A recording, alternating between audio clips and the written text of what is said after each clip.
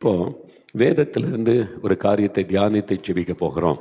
இந்த அற்புத பெருவிழா ஒவ்வொரு மாதத்தில் ஒரு நாள் நடைபெறுகிறது. இயேசு எப்படிப்பட்டவர் என்பதை நாம் தொடர்ச்சியாக சில வருஷங்களாக தியானித்து கொண்டே வருகிறோம். பரிசுத்த லூக்கா எழுதின சுவிசேஷம் 19ஆம் அதிகாரம் 3வது வசனத்தில் இயேசு எப்படிப்பட்டவரோ என்று பார்க்க ஒரு மனிதன் வகை தேடினான். இயேசு இந்த உலகத்தில் வாழ்ந்த அந்த காலத்தில் சகையு என்ற ஒரு மனிதன், அவர் ஒரு பெரிய ஐஸ்வர்யவான், பெரிய பதவியில் இருக்கிற டாக்ஸ் கலெக்டர் என்கிற பெரிய பதவியில் இருக்கக்கூடியவர். எரிகோ என்ற பட்டணத்திலே வசித்தார். இயேசு பற்றி கேள்விப்பட்டிருந்தார். இயேசு என்கிற ஒருவர் இந்த உலகத்தில் வந்திருக்கிறார், அவரை பார்த்தா தீர்க்கதரிசி மாதிரி இருக்குது. ஒருத்தர் சொல்கிறாங்க, இல்லைங்க அவர் தான் கடவுள், வானத்தையும் பூமியை உண்டாக்கினவர், அவரை மாதிரி யாருங்க அற்புதம் செய்ய முடியும்? சப்பானியை நடக்க வைக்கிறாரு, குருடருக்கு பார்வை கொடுக்கிறாரு, மரித்துரை கூட எழுப்பி விடுகிறாரு, கடவுளால் தான் அப்படி செய்ய முடியும், கடவுள் நம்மை சந்திக்க வந்திருக்கிறார் என்றெல்லாம் சொன்னாங்க. இதெல்லாம் கேட்க கேட்க அவனுக்குள்ள என்ன ஆசை, நான் இயேசு பற்றி இவ்வளவு கேள்விப்படுகிறேன், நானே அவரை பார்க்கணும், அவர் எப்படிப்பட்டவர் என்பதை நான் பார்த்து அறியணும்னு சொல்லி அவருக்குள்ள ஒரு ஆசை வந்தது. உங்களுக்கு ஆசை இருக்கிறா இயேசு எப்படிப்பட்டவர் நீ பார்க்க ஆசையாக இருக்கிறா? ஆமாம், இயேசு எப்படிப்பட்டவர் பார்க்க போடினா. அவர் குள்ளனான மனுஷன், அதனால உன்னி பார்க்குறாரு. இயேசு சுற்றிலும் பெருங்கூட்டம் இருக்குல்ல, சீஷர்கள் இருக்கிறாங்க, ஜனங்கள் இருக்கிறாங்க, இவர் வர குள்ளமான ஆளாச்சா பார்க்க முடியல. அதனால ஒரு மரத்தில் ஏறி உட்கார்ந்து இயேசுவை பார்க்கணும் அவளோடு காத்திருந்தார். இயேசு அவருக்கு தன்னை வெளிப்படுத்தினார். உன் வீட்டில் நான் தங்கணும், வா, சகைவேன்னு அழைச்சிட்டு போனார். இயேசு தன்னுடைய அன்பை வெளிப்படுத்தி அவருடைய வாழ்க்கையில பெரிய மாற்றத்தை உண்டு பண்ணினார். அவருக்குள்ளதான் அந்த ஆசை வந்தது, இயேசு எப்படிப்பட்டவரோ என்று பார்க்க. உங்களுக்கு ஆசை இருக்குதா இயேசு எப்படிப்பட்டவர் என்று அறிந்து கொள்ள? நாம் வணங்குகிற கடவுள் எப்படிப்பட்டவர் என்று முதல்ல அறியணும். நீங்கள் முதல்ல அறியணும். சும்மா இதை சொல்கிறாங்க, இதெல்லாம் நம்புறதெல்லாம் கடவுள், அப்படி இருக்க முடியாது. அது தவறான நம்பிக்கை உங்களை சாபத்தை கொண்டு வந்து விடும். நல்லா விளங்கி கொள்ளுங்க, தவறான நம்பிக்கை சாபத்தை கொண்டு வந்து விடும். அதனால் நீங்கள் வணங்குகிற கடவுள் எப்படிப்பட்டவர், அவர் என்ன செய்தார், மனிதனுக்காக என்ன செய்தார், எனக்காக என்ன செய்தார், அவர் இந்த உலகத்தில் என்னத்தை தான் செய்திருக்கிறார் மக்களுக்கு, அதெல்லாம் நீங்கள் பார்க்கணும். இதோ கதை, அந்த காலத்தில் சொல்லப்பட்ட கதை, இதனை சொல்கிறாங்க, உண்மையாக பொய்யன்னு தெரில. வடப்பகுதியில் வேறு மாதிரி எழுதுகிறாங்க, தென்பகுதியில் வேறு மாதிரி எழுதுகிறாங்க. அதெல்லாம் நம்பும்படியான காரியம் அல்ல. ஆனால் உண்மையான கடவுள் யார் என்பதை நீங்கள் அறியணும், நீங்கள் விரும்பணும். அவர் யார், அவர் எப்படிப்பட்டவர் என்பதாக அவரை குறித்து தான் நம்ம சில வருஷமாக தியானித்து கொண்டே வருகிறோம். அவர் அன்பானவர், அவர் பரிசுத்தமுள்ளவர், அவர் சமாதானம் தருகிறவர், அவர் இரக்கமுள்ளவர், அவர் மனதுருக்கமுள்ளவர், அவர் நமக்கு அற்புதங்களை செய்கிறவர், அவர் சுகம் தருகிறவர், விடுதலை தருகிறவர். இப்படி அவரை குறித்து ஏராளமான காரியம் சொல்லப்பட்டிருக்கிறதில்ல, அதை தியானித்து கொண்டே வந்தோம். இன்றைக்கு இந்த இயேசு எப்படிப்பட்டவர், ஒரு வசனத்திலிருந்து ஒரு வார்த்தையில் நம்ம அவரை குறித்து பார்க்கலாம். வேத புஸ்தகத்தில் அப்போஸ்தலர் நடவடிக்கைகள் 10ஆம் அதிகாரம் 38ஆம் வசனத்தில் இந்த இயேசு பற்றி ஒரு காரியம் சொல்லப்பட்டு இருக்கிறது. அவர் நன்மை செய்கிறவராய் மக்கள் மத்தியிலே சுற்றி தெரிந்தார். அவர் ஜனங்கள் மத்தியிலே நன்மை செய்கிறவராக ஜனங்கள் மத்தியிலே நடமாடினார் என்று வேத வசனம் சொல்லுகிறாரு. அப்போ இயேசு எப்படிப்பட்டவர் அப்படின்னு சொன்னால் நன்மை செய்கிறவர். சொல்லுங்க, இயேசு நன்மை செய்கிறவர், அவர் ஜனங்களுக்கு நன்மை செய்கிறவர். இன்னைக்கு ஏதோ ஒரு நன்மை உங்களுக்கு தேவை தானே? சுகம் தேவையா, விடுதலை தேவையா, ஒரு ஆசீர்வாதம் தேவையா, நிந்தை மாறணுமா, உங்களுடைய பண பிரச்சனை தீரணுமா, ஒரு நன்மையான காரியம் நடக்கணும்ல? இயேசு நன்மை செய்கிற ஆண்டவர். அவர் இந்த உலகத்தில் இஸ்ரவேல் தேசத்தில் தான் அவர் அவதரித்தார். அந்த இஸ்ரவேல் தேசத்தில் 3.5 ஆண்டு காலம் ஊழிய செய்தார். 30 வயசில் ஊழிய ஆரம்பித்து 33 வயது வரைக்கும் ஊழிய செய்தார். அதன் பிறகு அவரை சிலுவையில் அறைந்தார்கள். அவர் மறுபடியும் உயிரோடு எழுந்தார். இன்றைக்கு உயிரோடு இருக்கிறார். அந்த 3 வருஷம் அவர் என்ன செய்தார் என்றால், ஜனங்கள் மத்தியிலே நடமாடினார். கிராமங்கள் தோறும் பட்டணங்கள் தோறும் போய் அதில் தேவை உள்ள மக்களுக்கு நன்மை செய்தார். சிலரை அவர் தேடி போய் நன்மை செய்தார். அவரை தேடி வந்தவர்களுக்கும் அவர் நன்மை செய்தார். இவ்வளோ அற்புதமான ஆண்டவர் பார்த்தீங்களா? சிலருக்கு அவரை தெரியல, அதனால் அவரே தேடி போய் அவங்களுக்கு நன்மை செய்தார். சிலர் அவரை கேள்விப்பட்டு அவரை தேடி வந்தாங்க, அவங்களுக்கும் நன்மை செய்தார். அவரை தேடி வந்த ஒருவரை கூட இதெல்லாம் உனக்கு செய்ய முடியாதுப்போ, நீ பாவி, நீ துன்மார்க்கன், உனக்கெல்லாம் சுகம் தர முடியாதுப்போ அப்படின்னு யாரையும் சொன்னதில்லை. எல்லாருக்குமே அவர் நன்மை செய்தார். அவரை தேடி வந்த அத்தனை பேருக்கும், யூதர்களுக்கு மட்டுமல்ல, ரோமர்கள், அவர்களை அடிமையாக ஆட்சி செய்து கொண்டிருந்த ரோம அரசாங்கம், அந்த ரோமர்கள் கூட வந்தாங்க, அவங்களுக்கு அற்புதம் செய்கிறார். யூதர் அல்லாத மக்கள், கிரேக்கர்கள் வந்தாங்க, கானானியர்கள் வந்தாங்க, எல்லாருக்கும் அவர் அற்புதம் செய்கிறார். அதனால தான் அவர் சர்வலோகத்தின் ஆண்டவர். ஒரு குறிப்பிட்ட ஜாதிக்கோ, ஒரு குறிப்பிட்ட இனத்துக்கோ, குறிப்பிட்ட மதத்திற்கோ உரிய ஆண்டவர் அல்ல இயேசு. அவர் எல்லாருக்கும் உரியவர். யார் வந்தாலும் நீ என்ன மொழி பேசுகிற, எந்த மாநிலம், என்ன காரியம், அதெல்லாம் கேட்க மாட்டார். விசுவாசிக்கிறியா அப்படின்னு கேட்டு அவங்களுக்கு அற்புதம் செய்வார். நன்மை செய்கிற ஒரு ஆண்டவர். அந்த இயேசு கிறிஸ்து சிலரை தேடி போய் நன்மை செய்தார். அவங்களை தேடி வந்து நன்மை பெற்றாங்க. இவர் தேடி போய் அவங்களுக்கு நன்மை செய்கிறார். அப்படிப்பட்ட சில சம்பவங்களும் வேதத்தில் எழுதப்பட்டிருக்கிறது. ஒரு 3 காரியத்தை உங்களுக்கு நான் சொல்லிட்டு நம்ம ஜெபிக்க போகிறேன். ஏன் தெரியுமா? இன்றைக்கி உங்களை தேடி இயேசு உங்கள் வீட்டுக்கு வந்திருக்கிறார். நீங்கள் இருக்கிற ஆஸ்பத்திரிக்குள்ளே வந்திருக்கிறார். நீங்கள் இருக்கிற இடத்துல வந்திருக்கிறார். நீங்கள் ஒருவேளை ட்ராவல் பண்ணி கொண்டு இருக்கலாம், அல்லது எங்கோ ஒரு இடத்துல, பொது இடத்துல அமர்ந்திருக்கலாம். எங்கே இருக்கீங்களோ அங்கே இயேசு வந்து நிற்கிறார் உங்களுக்கு நன்மை செய்யும்படிக்கு. அப்போ அவர் அப்படி நன்மை செய்த சில சம்பவங்களை வேதத்தில் பார்க்கிறோம்ல. பரிசுத்த யோவான் எழுதின சுவிசேஷம் 5ஆம் அதிகாரத்தில் ஒரு சம்பவம் எழுதப்பட்டு இருக்கிறது. இயேசு எருசலேம் பட்டணத்திற்கு வருகிறார். எருசலேமில் தான் பெரிய தேவாலயம் இருக்கிறது. ஒரு பண்டிகை நாட்களில் ஜனங்கள்லாம் தேவாலயத்துக்கு வருவாங்க. அந்த தேவாலயத்துக்கு கொஞ்சம் சமீபத்தில் பெதஸ்தா என்கிற ஒரு குளம் இருந்தது. அந்த பெதஸ்தா குளத்தில் 5 மண்டபங்கள் இருந்தது. அதில் நிறைய வியாதியஸ்தர்கள் படுத்திருப்பாங்க. அது ஒரு ஆஸ்பத்திரி மாதிரி. நிறைய வியாதியஸ்தர்கள் மண்டபத்தில் படுத்திருப்பாங்க. அவங்களுக்கு ஒரு நம்பிக்கை, எப்போதாவது ஒரு தேவதூதன் வந்து குளத்தை கலக்குவானாம். அது கலங்கின உடனே முதலாவது உள்ள கால் வச்சுட்டா சுகமாயிருமா. அந்த மாதிரி சுகமானதாக ஒரு நம்பிக்கையில் காத்து கிடக்கிறாங்க நிறைய பேர். அதில் 38 வருஷமாக ஒரு மனிதன் அங்கே படுத்திருக்கிறான். 38 வருஷம். யோசித்து பாருங்க. ஒரு 3 மணி நேரம் 4 மணி நேரம் படுக்கையில் அப்படியே படுத்திருந்தாலும் கை காலெல்லாம் ஓஞ்சி போகுது, மனசெல்லாம் விட்டு போகுது. 2 நாள் 3 நாள் படுக்கையில் இருந்தால் அவ்வளவுதான். ஆனால் 38 வருஷம் ஒரு மனிதன் கால் கைகள் செயலற்று படுத்த படுக்கையாக இருக்கிறான். ஆனால் அவனுக்கு உதவி செய்ய யாரும் இல்லை. இயேசு அவனை அறிந்து அவனை தேடி போகிறார். அவனுக்கு இயேசு பற்றி தெரியலை. யாருமே அவனுக்கு இயேசு பற்றி சொல்லவில்லை. இயேசுன்னு ஒருத்தர் வந்திருக்கிறாருங்க, நிறைய சுகமாக்குகிறார். அப்போ நீ அவர்கிட்ட போன சுகமாகிறோன்னா அவனால் நடக்க முடியாது. படுத்த படுக்கையில் இருக்கிறான். எங்கே போவது? அப்போ யாராவது எனக்கு இயேசு கூட்டிகிட்டு வர்றீங்களான்னு சொன்னால் அப்படி யாரையும் அவனுக்கு தெரியாது. அந்த செய்தியை அவன் கேட்கவே இல்லை. அப்போ இயேசு பற்றி கேள்விப்படாத ஒரு மனிதன், ஆனால் இயேசு அவனை தேடி போகிறார். பார்த்தீங்களா? எதுக்கு? நன்மை செய்வதற்கு. அந்த மனிதனுக்கு ஒரு நன்மை செய்யணும், அவனை சுகமாக்க. அவனுக்கு என்ன நன்மை தேவை? சுகம். சரீரத்தில் சுகம் தேவை. அதுக்கு தான் இயேசு போகிறார். ஏன்னா 38 வருஷம் கொடிய வியாதி அவனை பாதித்து கொண்டிருந்தார். இயேசு வந்து அவனை பார்க்குறாரு. அவனுடைய பார்க்குறான். இயேசு அவனை பார்த்து பேசுகிறார். அவனோட, நீ சுகமாக வேண்டும் என்று விரும்புகிறாயா தம்பி அப்படின்னு கேட்குறார். அவன் அப்படியே பார்க்குறான். என்ன சுகம் பெறன்னா தண்ணியில் கொண்டு போய் யாராவது விடணும்ல, நான் படுத்த படுக்கையாக இருக்கு, எனக்கு உதவி செய்ய யாருமே இல்லைன்னு சொல்கிறான். அப்போ இவர் ஒருவேளை நம்மளை தண்ணியில் இறக்கி விடுவார், சுகம் கிடைச்சிடும் போல நினச்சி அவன் இயேசுவை பார்த்துருப்பான். அதனால் இயேசு வித்தியாசமானவர். அவர் சொல்லுகிறார், எழுந்துரு, உன் படுக்கை எடுத்துக்கொண்டு உன் வீட்டுக்கு போ, நட. ஒரே ஒரு வார்த்தை. இயேசுடைய வார்த்தையில் வல்லமை உண்டு. அவருடைய வாயின் வார்த்தை அவனுக்குள்ளே ஒரு வல்லமை கொண்டு வந்தார். சரீரத்தில் செயலற்று கிடந்த நரம்புகள் எலும்புகளுக்குள்ள சுகம் உண்டானது. அவனுடைய கால்கள் பலன் கொண்டது. அவனால் அதை உணர முடிந்தது. உடனே பாருங்கள், எழுந்தான், படுக்கை எடுத்துக்கொண்டு நடந்து போகிறான். இயேசு எவ்வளோ அற்புதமானவர் பார்த்தீங்களா? அன்றைக்கு அற்புதம் செய்த அதே இயேசு இன்றைக்கும் அற்புதம் செய்கிறவராக இருக்கிறார்.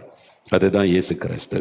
பாருங்க, திருத்தணி அப்படின்ற இடத்துல ஒரு சகோதரி இருந்தாங்க, ஜோஸ்பின் அப்படின்னு சகோதரி. அவங்களுக்கு 18 வருஷம் ஒரு வியாதி. என்ன வியாதின்னா ஸ்பைனல் கார்டில் முதுகுத்தண்டில் பிரச்சனை. டாக்டர் சொன்னாங்க, ஸ்பைனல் கார்டில் பாதிப்பு வந்திருக்குது, எலும்பு. இது ஆப்ரேஷன் பண்ணினா தான் ஏதாவது செய்ய முடியும். ஆப்ரேஷன் பண்ணினா பக்க விளைவு வரும். உங்களுடைய கை கால்கள் செயலற்று போகலாம். நீங்கள் இப்படியும் ஆகலாம், அப்படியும் ஆகலாம். அப்புறம் எப்படி ஆப்ரேஷன் பண்ணுறதுக்கு மனம் வரும். என்னால் ஸ்பைனல் கார்டு முக்கியமானது இல்லை.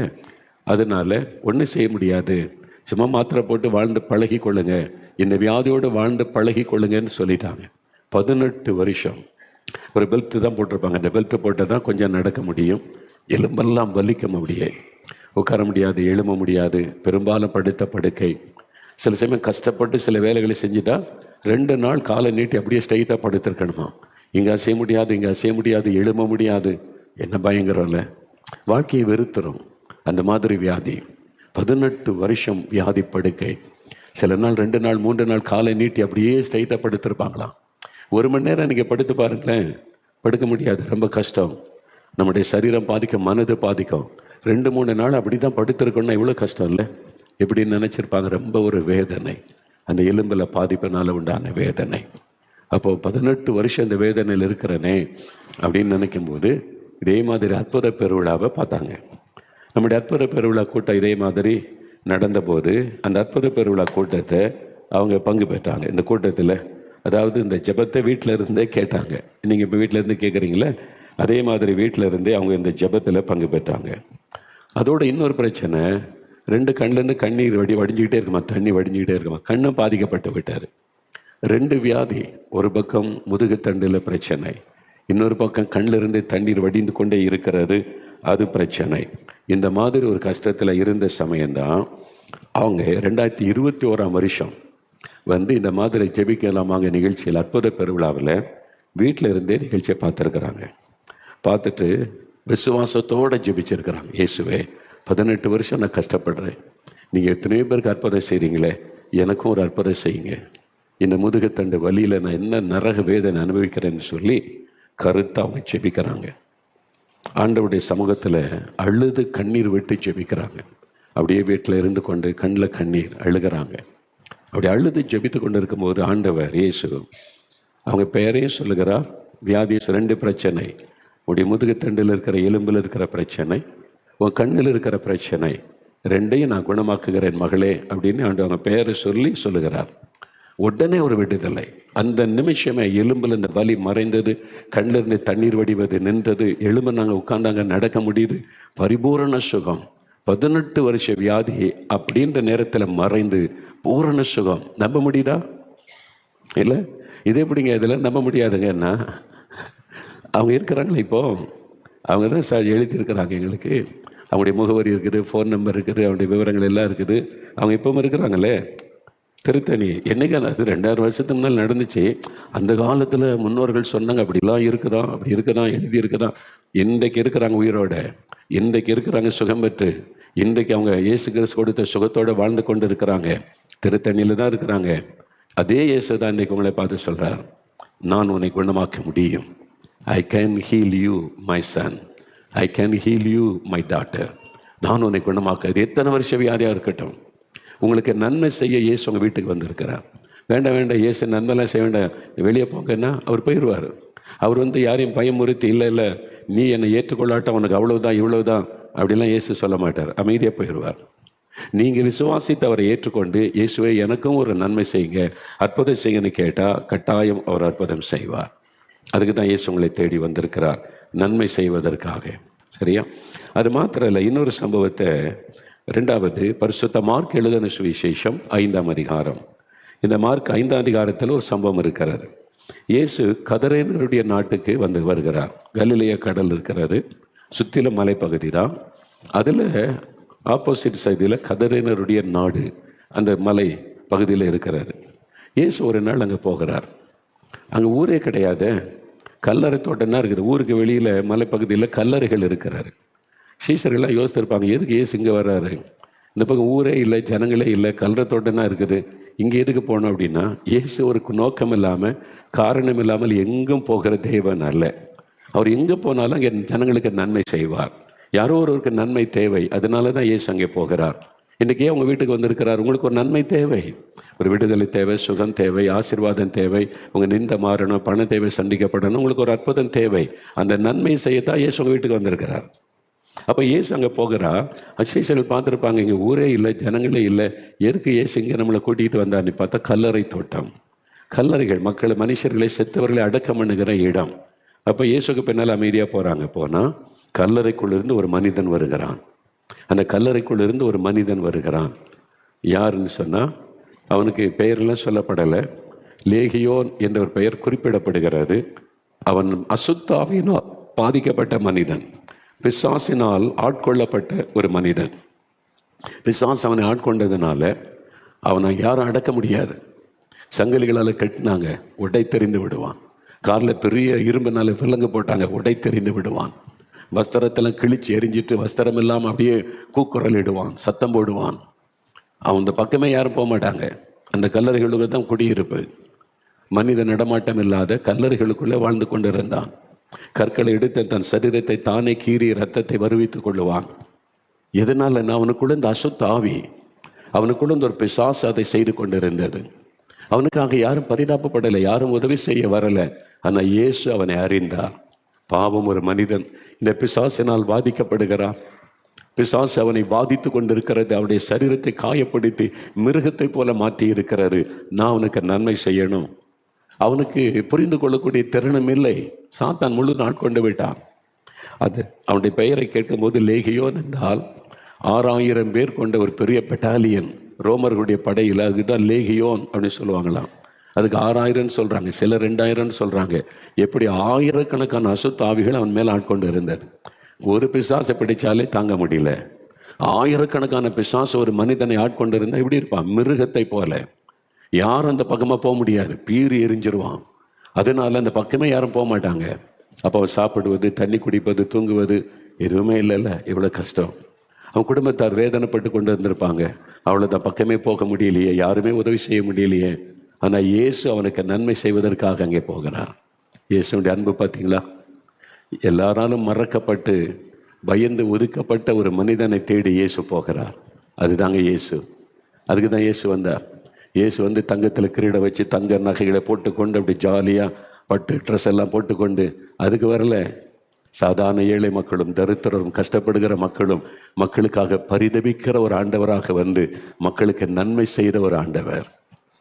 நீங்கள் யோசித்து பாருங்க, இப்படி ஒரு கடவுளை எங்கேயாவது பார்த்துருக்கீங்களா? நீங்கள் இவர் கற்பனை கடவுள் அல்ல. இந்த அற்புதம் நடந்த இடப்பமும் இருக்கிறது. இதே மாதிரி அற்புதம் இன்றைக்கு நடக்கிறது இல்லை. அப்போ இயேசு வந்த உடனே அவன் கூக்குரலிட்டு கொண்டு வருகிறான். எல்லாரும் சீசரெல்லாம் பயந்து நடுங்கி இருப்பாங்க. ஐயோ, வஸ்திரம் தெரிக்காதவன், காயப்படுத்தப்பட்ட சங்கலெல்லாம் அறு தெரிஞ்சிருக்கிறான், எல்லாம் பரட்ட தலையாக இருக்கிறான், பார்க்க மிருகத்தை போல இருக்கிறான், பக்கத்தில் போக முடியாது. ஆனால் இயேசு நிற்கிறார். அவரை பார்த்த உடனே இந்த ஆவி அப்படி நிற்கிறது பயந்து. இயேசுக்கு முன்னால எத்தனை 1000 பிசாசு ஒன்று சேர்ந்தாலும் இயேசுக்கு முன்னால நிற்க முடியாது. எத்தனை 1000 மந்திரவாதிகள் ஒன்று சேர்ந்து மந்திரவாதம் பண்ணாலும் இயேசுக்கு முன்னால நிற்க முடியாது. என்னால் அவர் சர்வலோகத்தின் ஆண்டவர் அல்லவா? பிசாசுக்கு அவரை நல்லா தெரியும். பிசாசு சொன்னது, உங்களை எனக்கு தெரியும், நீங்கள் தேவனுடைய குமாரன் அப்படின்னு பேசினதெல்லாம் பைபிள் எழுதப்பட்டு இருக்கிறாரு. அவனுக்கு நல்லா தெரியும் இவர் யார் என்று சொல்லி. பாருங்க, அந்த அசுத்தாவி வந்து நிற்கிறாரு. அந்த பிசாசு பிடித்த மனிதன் இயேசு கேட்க, அவன் பேர் என்ன? இந்த ஒரு இடத்துல தான் இயேசு பேர் கேட்டார். அது காரணம், எவ்வளவு அசுத்தாவி அவனுக்குள் இருக்கிறது என்பதை மற்றவர்களுக்கு வெளிப்படுத்துவதற்கு. லேகியோன், ஆயிரக்கணக்கான அசுத்தாவி அவனுக்குள் இருக்கிறாரு. எவ்வளோ கஷ்டம் இல்லை, எவ்வளோ பயங்கரம். இப்போ இயேசு கிறிஸ்து, நீ இவனை விட்டு விலகி போ, ஒரே ஒரு வார்த்தை சொன்னார், அவ்வளோதான். இயேசுடைய வார்த்தையில் இருக்கிற வல்லமை. ஒரே ஒரு வார்த்தை சொன்னார், இவனை விட்டு விலகி போ, திரும்ப உள்ள வராத. இயேசு கட்டளையிட்டார். பிசாசு உடனே சொன்னார், நான் எங்கே போகிறது? நாங்கள் இவ்வளோ பேர் இருக்கிறோமே. பக்கத்தில் பன்றி கூட்டம், அந்த நாட்டில் பன்றிகள் நிறைய வளர்க்குறவங்க வந்திருக்காங்க. ஆடு மாடு மாதிரி பன்றி வளர்க்குறாங்க. அந்த மலை அடிவாரத்தில் நிறைய பன்றிகள் மேய்ந்து கொண்டு அதுக்குள்ளே போகிறதுக்கும் உத்தரவு கொடும். நாங்கள் போயிடுறோம். சரிப்போ, அவனை விடு, மனிதன் தான் முக்கியம். ஆண்டவர் சொன்னார். பன்றி கூட்டத்தில் போய் கடலில் விழுந்து எல்லாம் மரித்து போனார். ஆனால் அந்த மனிதன் விடுதலை பெற்று விட்டான். அவனுடைய புத்தி தெளிந்து விட்டார். இப்போ ஆண்டவர் சொன்னார், அவனுக்கு வஸ்திரம் கொடுங்கள். இயேசு வஸ்திரம் கொடுக்கிற ஆண்டவர், பிசாசு வஸ்திரத்தை உரிந்து கொள்கிறவன். ரெண்டுக்குள்ள வித்தியாசத்தை புரிந்து கொள்ளுங்க. இயேசு வஸ்திரம் கொடுத்து நம்மை அழகுப்படுத்துகிற ஆண்டவர். பிசாசு நம்மை வஸ்திரத்தை பிடுங்கி அரை நிர்வாணமாக்கி அதுக்குன்னு பல தத்துவங்கள் எல்லாம் சொல்லி நம்மை அசிங்கப்படுத்துகிறவன். பக்தின்ற பேரில் நம்மை அவமானப்படுத்துகிறவன். ஆனால் ஆண்டவர் அப்படி செய்ய மாட்டார். ஆண்டவர் என்கிறவர், என் பிள்ளைகள் நல்லா உடுத்தி நேர்மையாக இருக்கணும், அப்படியே வந்து பக்தியாக தெய்வத்தை தொழுது கொள்ளணும், அப்படி தான் நினைப்பாரை தவிர ஒன் ட்ரெஸ்ஸை கழட்டு, இதை கழட்டு அப்படி சொல்லுவது இல்லை. நம்பிக்கைன்னு சொல்லி ஏமாந்து போகாதுங்க. அது சரியான நம்பிக்கையான்னு நீங்கள் யோசிக்கணும். எல்லாத்தையும் நீங்கள் நம்பிக்கொண்டு இருந்தால் உங்களுடைய வாழ்க்கைக்கு தான் அழிவு வந்துவிடும். பாருங்கள், இயேசு அவனுக்கு வஸ்திரம் கொடுத்தான். அவன் வஸ்திரம் உடுத்தி ஒரு நல்ல மனிதனாய் இயேசுன்னு பார்த்தால் உட்காந்துருக்கிறான். ஊருக்காரங்கெல்லாம் வர்றாங்க, பார்க்குறாங்க, எப்படி மாறிட்டான் இவன்? ஐயோ, ட்ரெஸ் எல்லாம் இல்லாமல் இருந்தான், தன்னை காயப்படுத்தி கொண்டான், எப்படி மாறிட்டான் இவன்? இயேசு விடுதலை கொடுத்தார். நன்மை செய்கிற ஆண்டவர். எனக்கு ஒரு காரியம் ஞாபகத்துக்கு வருது. விழுப்புரம் இருக்குல்ல, விழுப்புரத்துலேருந்து இப்போ சாட்சி சொன்னாங்க. விழுப்புரத்தில் ஒரு முறை அநேக வருஷத்துக்கு முன்னால் ஒரு மைதானத்தில் கூட்டம் நடைபெற்றது. விடுதலை பெருவிழான்ற பேரில் அப்போ நடத்துவோம். அப்படி மைதானத்தில் விழுப்புரத்தில் கூட்டம் நடைபெற்றது. கடைசி நாள் கூட்டத்தில் எனக்கு நல்ல ஞாபகம் இருக்குது.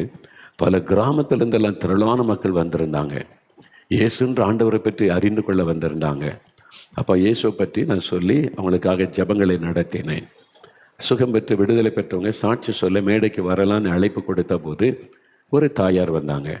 வயதான ஒரு தாயார் தான், ஒரு கிராமத்திலேருந்து வந்த ஒரு எளிய தாயார். அவங்க மேடைக்கு வந்தபோது நான் மெதுவாக கேட்டேம்மா, அவங்களுக்கு என்னம்மா நடந்துச்சு, என்ன விஷயம்னு கேட்டேன். ஐயா, 25 வருஷத்துக்கு மேலே ஒரு பிசாசு என்னை ஆட்கொண்டு இருந்தது ஐயா. எனக்குள்ளேயே இருந்துச்சு, என்னை விட்டு அது போகாது. ராத்திரி பகல் என் கூடவே இருக்கும், பேசிக்கிட்டே இருக்கும், பயமுறுத்திக்கிட்டே இருக்கும். அதோடு தான் நான் படுக்கணும், தூங்கணும், அதோடு தான் வேலைக்கு போகணும், அது என் கூடவே இருக்கும், போகாது. பிசாசோடையா 25 வருஷத்துக்கு மேலே எனக்கு நிம்மதியும் இல்லை, சமாதானம் இல்லை. எப்போ இந்த பிசாசு என்னை விட்டு போகும்னு நான் பல இடத்துக்கு போனேன் ஐயா. கடவுளை தேடினேன், மந்திரவாதிகளை தேடினேன், என்னென்னோ பரிகாரம் செய்ய சொன்னாங்க, எல்லாம் செஞ்சு பார்த்தேன். அந்த பிசாசு போகவே இல்லை. நான் உன்னை விட்டு போக மாட்டேன்னு சொல்லும். அப்போ ஒரு பிசாசோடு வாழ்வது எவ்வளோ கடினம் இல்லை, வேதனை. ஒரு கிராமத்துலேருந்து ஒரு ஏழை தாயார் அவங்க மேடையில் சொன்னாங்க. நான் பக்கத்தில் நின்று கேட்டுக்கொண்டு இருந்தேன். அப்போ அவங்க தான் சொன்னாங்க, சரி எப்படி இந்த மீட்டிங் வந்தீங்க? அவங்க சொன்னாங்க, எங்கள் ஊரில் வந்து நோட்டீஸ் கொடுத்தாங்க. அப்போ கொடுத்த உடனே இயேசு கிறிஸ்து விடுதலை தருகிறார், பிசாசு கட்டில் இருந்து வியாதியிலேருந்து எல்லாம் போட்டு இருந்ததுன்னு பக்கத்தில் உள்ளவங்க வாசித்து சொன்னாங்க. எனக்கு வாசிக்கெல்லாம் தெரியுது, என்னதுன்னு கேட்டு சொன்னாங்க. இயேசுவா, இயேசு கடவுளா, அவர் எங்கே இருக்காரு நான் கேட்டேன். அது இந்த கிறிஸ்தவங்க வணங்குறாங்களே அந்த கடவுள் தான் இயேசு கடவுள். ஓ, அவர்கிட்ட தான் இது வரைக்கும் நான் போகலை, மற்ற எல்லாம் போய் பார்த்துட்டேன். இந்த இயேசு கடவுள்கிட்ட போனால் சுகம் உண்டாயிருமா, விடுதலை ஆயிருமா, அப்படி தான் போட்டிருக்க நோட்டீஸில். அப்போ நான் போகணுமேன்னு சொல்லி அவங்க 2 பஸ் ஏறி கிராமத்திலேருந்து வந்திருக்கிறாங்க விழுப்புரத்தில் இந்த மீட்டிங்க்கு. பாருங்கள், ஏன்னா 25 வருஷம் அந்த பிசாசில் அதோடு கூட வாழ்ந்து கஷ்டப்பட்டு இருக்கிறாங்க. கூட்டத்தில் வந்து என்னென்னா முதல் கிறிஸ்தவ கூட்டத்துக்கு வந்திருக்கிறாங்க. இங்கே என்ன நடக்கும், என்ன பேசுவாங்க ஒன்றுமே அவங்களுக்கு தெரியாது. ஆனால் இவ்வளோ ஜனங்களை பார்த்தோன்னா அவங்களுக்கு ஒரு நம்பிக்கை, இவ்வளோ மக்கள் வந்திருக்கிறாங்களே, அப்போ ஏதோ நடக்கும், அவ்வளோ ஒரு விசுவாசம். அப்போ அவங்க கேட்க ஆரம்பித்தாங்க. நான் இயேசுவை பற்றி பிரசங்கம் பண்ண ஓ, இப்படி ஒரு கடவுள் இருக்கிறாரா, இது வரைக்கும் நமக்கு தெரியாதே, இயேசு கடவுளா, நம்ம இது வரைக்கும் அவர்கிட்ட போகவே இல்லையே அப்போ அப்படின்னு சொல்லி பிரசங்கத்தை எல்லாம் கேட்டாங்க. செப நேரம் வந்தது. 7 நின்று ஜெபம் பண்ணுங்கன்னு சொன்னபோது முதல்ல பாவத்தை அறிக்கை செய்து ஜெபம் பண்ணுங்க, உங்களுடைய பாவம் தான் தடையாக இருக்குதுன்னு சொன்னோடனே இவங்களும் இயேசுவே என் பாவத்தை மன்னிங்க, நான் சிறு வயதுலேருந்து செய்த பாவத்தெல்லாம் மன்னிங்கன்னு ஜெபம் பண்ணியிருக்கிறாங்க. அப்புறம் விடுதலைக்காக ஜெபிக்கிற நேரம் நான் இருதயத்தில் கை வைத்து ஜெபிங்கன்னு சொன்னோடனே இந்த தாயார் சொன்னாங்க, ஐயா நான் இருதயத்தில் கை வச்சு இயேசுவே இயேசுவேன்னு கூப்பிட்டேன் ஐயா, வேறு எனக்கு என்ன தெரியும், அப்புறம் இந்த மாதிரி ஜெபெல்லாம் பண்ண தெரியாது, நீங்கள் சொன்னீங்க இயேசுவின் பேரை சொல்லி கூப்பிடுங்க நீ, அதனால் இயேசுவே இயேசுவே எனக்கு ஒரு விடுதலை தாங்க, கண்ணை மூடி நீங்கள் சொன்ன மாதிரி கூப்பிட்டேன். சரி, அப்போ என்ன நடந்துச்சு? அப்போ தான் ஒரு ஆச்சரியம் பாருங்கள். எனக்கு முன்னால் பிரகாசமான ஒரு வெளிச்சம், அதில் நல்ல வெள்ளை உடை உடைத்தேன்னா ஒரு ஆள் வந்து நின்றார். ஆமா நான் பார்த்தேன், எனக்கு முன்னால் வந்து நின்றார். யார் அவரு நினைக்கிறீங்கன்னு கேட்டேன். இயேசு தானே, நான் அவரை தானே கூப்பிட்டேன், இயேசுவேன்னே அவர் தானே. அந்த தாயார் களங்கமில்லாத ஒரு கிராமத்தில் இருந்த அந்த ஏழை தாயார் மேடையில் அத்தனை பேருக்கு மத்தியில் சொன்னாங்க. எனக்கு இன்றைக்கும் அதை மறக்கவே இல்லை.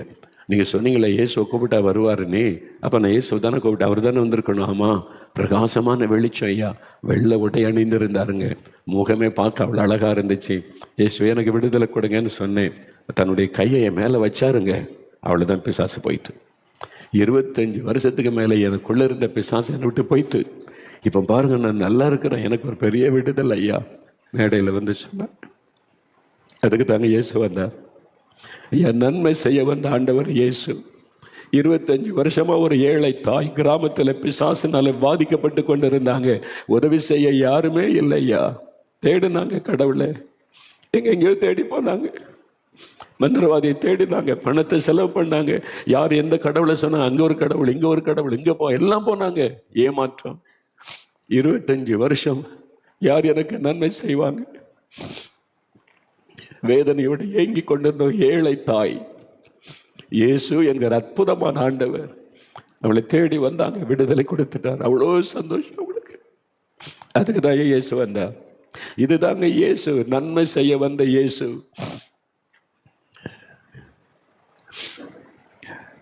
அன்றைக்கு அற்புதம் செய்த இயேசு இன்றைக்கு அற்புதம் செய்கிறார். அன்றைக்கு விடுதலை கொடுத்த இயேசு இன்றைக்கு விடுதலை தருகிறார். உங்களை நேசிக்கிறார். நீங்கள் மந்திரவாதிகிட்ட பணம் செலவு பண்ணி ஏமாந்து போயிட்டீங்கல்ல. அங்கே போகணும், இங்கே போகணும், அங்கே ஓடணும், இங்கே ஓடணும், ஒன்றும் விடுதலை இல்லையே. விரக்தியோடு இருக்கிறீங்களா? இனிமேல் எங்கே ஓட வேண்டாம். இயேசு உங்கள் வீட்டுக்கு வந்திருக்கிறார், உங்களுக்கு நன்மை செய்ய வந்திருக்கிறார், உங்களுக்கு விடுதலை கொடுக்க வந்திருக்கிறார். இன்றைக்கு விட இயேசுவேன்னு கூப்பிடுங்க. இயேசுவே விடுதலை தாரும். அவ்வளோதான். என் நாமத்தினாலே நீங்கள் எதை கேட்டாலும் செய்வேன் வாக்கு கொடுத்திருக்கிறார். அப்படியே நாமத்தை சொல்லி கூப்பிடுங்க. அவ்வளோதான். இயேசு நன்மை செய்கிறவர். வியாதி படுக்கையில் ஒரு மனுஷன், எல்லாரும் அவனை மறந்துட்டாங்க, உதவி செய்ய யாருமே இல்லை. இயேசு போய் அவருடைய அன்பா பேசி குணமாக்கினார். காட்டுக்குள்ள மலையில கல்லறைக்குள்ள ஒரு மனிதன் பிசாசினால் பாதிக்கப்பட்ட மிருகத்தை போல வாழ்கிறான். ஒரு மனிதனாக அவனை பார்க்க முடியலை, யாருமே பக்கத்தில் போக வர முடியலை. இயேசு அதை அறிந்து அவரே போனார். இப்படி ஒரு மனுஷன் இருக்கிறான், பிசாசு அவனை வாதிக்கிறான், நான் அவனை போய் நன்மை செய்யணும். இயேசு அவனுக்கு நன்மை செய்கிறார்.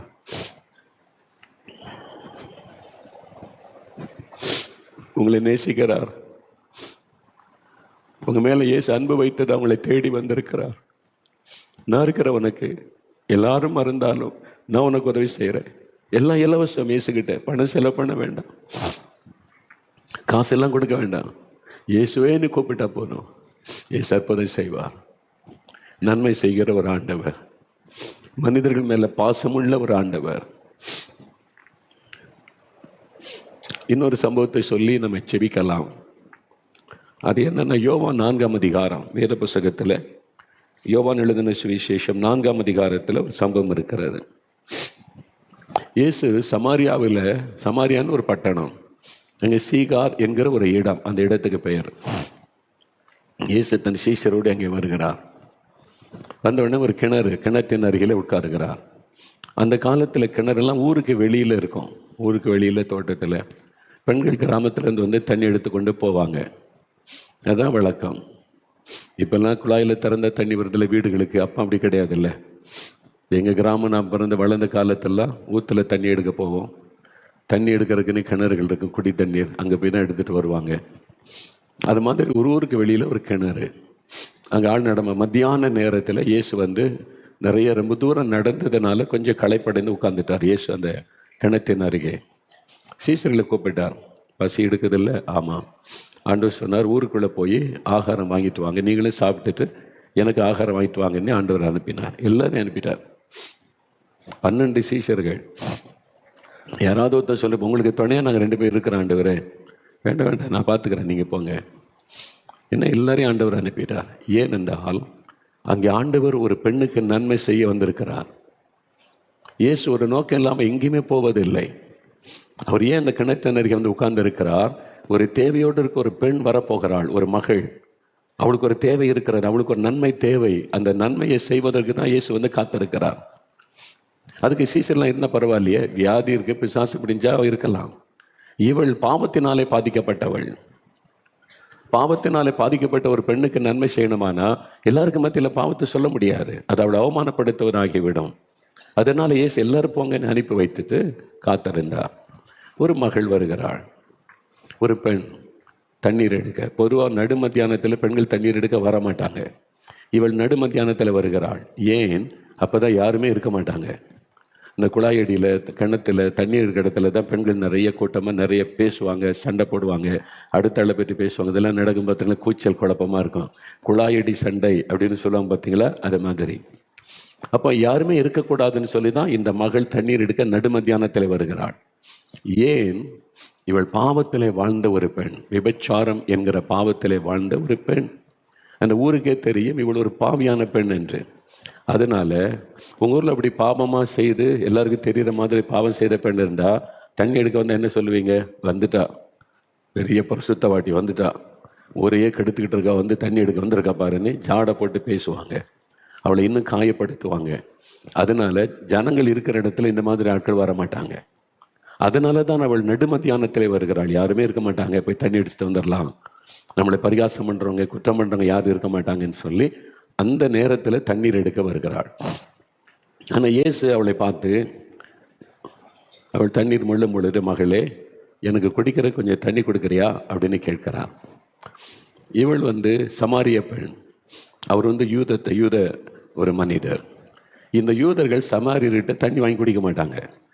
நம்ம ஊரில் இருக்கிற இது மாதிரி தான் ஜாதி பிரச்சனை அந்த காலத்தில் இருந்திருக்குது. இவங்க வந்து தாழ்ந்த ஜாதி, இவங்ககிட்ட அவங்க வீட்டுக்கு போக மாட்டாங்க, தண்ணி வாங்கி குடிக்க மாட்டாங்க. அது மாதிரி அந்த காலத்தில் இருந்திருக்கு. சமாரியர்களுங்க கலப்படம், அதனால யூதர்கள் அவங்கள மதிக்க மாட்டாங்க. ஆனால் இயேசு யூதனாக இருந்தாலும் அவன்கிட்ட மகளே தண்ணி கொடுக்குறியா குடிக்கன்னு கேட்குறாரு. இவனுக்கு நம்பவே முடியல. யூதர்கள் நம்மளை அற்பமாக நினைப்பாங்க, பாவின்னு நினைப்பாங்க, இவர் என்ன நம்மகிட்ட தண்ணி கேட்குறாருன்னு சொல்லி ஆச்சரிய, நீர் யூதனாக இருக்க என்னிடத்தில் தண்ணீர் கேட்கலாமா என்பதை போல பேசுகிறாள்.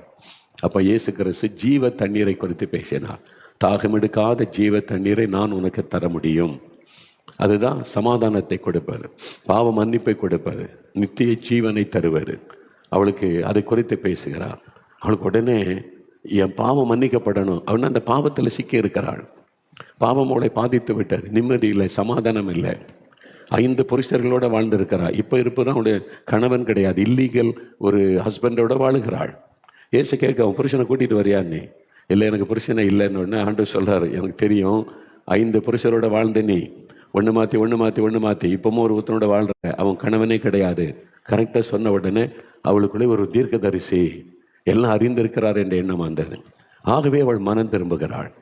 அதனால் இந்த பாவம் என்னை விட்டு மாறணும், இந்த பாவ பாரம் என்னை விட்டு விலகணும், இந்த அசுத்தமான வாழ்க்கை நீ எனக்கு ஒரு பரிசுத்தம் வேணும். அந்த தாகம் அவளுக்குள்ள இருந்து கொண்டே இருந்தது.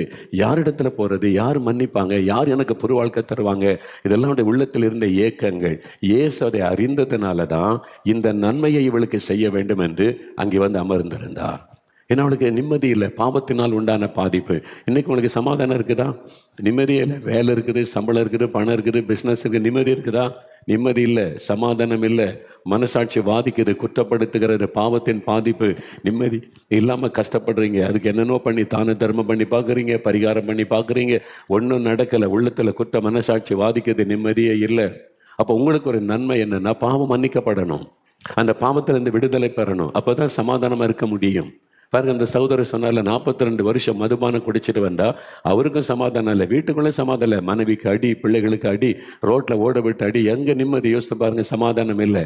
இயேசு எப்போ வந்தாரோ குடும்பமே மாறி விட்டாரு. எவ்வளவு சந்தோஷம் பார்த்தீங்களா அவங்களுக்கு? அதான் இயேசு அந்த நன்மை ஆண்டவர் செய்தார். உங்க வாழ்க்கையில பாவத்துக்கு அடிமைப்பட்டு இருக்கிறீங்கல்ல, விபச்சார பாவம், மதுபான பாவம், ரம்மி விளையாட்டுங்கிற பாவம், ஏதோ ஒரு பாவ அடிமைத்தனம், போதை வஸ்துகளுக்கு அடிமைத்தனம், ஏதோ வாலிப தம்பி, வாலிப மகளை வெளியே நீ வந்து சந்தோஷமா இருப்பற மாதிரி காட்டிக்கொள்கிற, உள்ளம் பாதிக்கப்பட்டிருக்குது, மனசாட்சி பாதிக்குது, இந்த பாவத்தை விட முடியலையே, இந்த பாவம் தொடருது, நான் என்ன செய்யறது என்று சொல்லி இயேசு உனக்கு நன்மை செய்ய வந்திருக்கிறார்.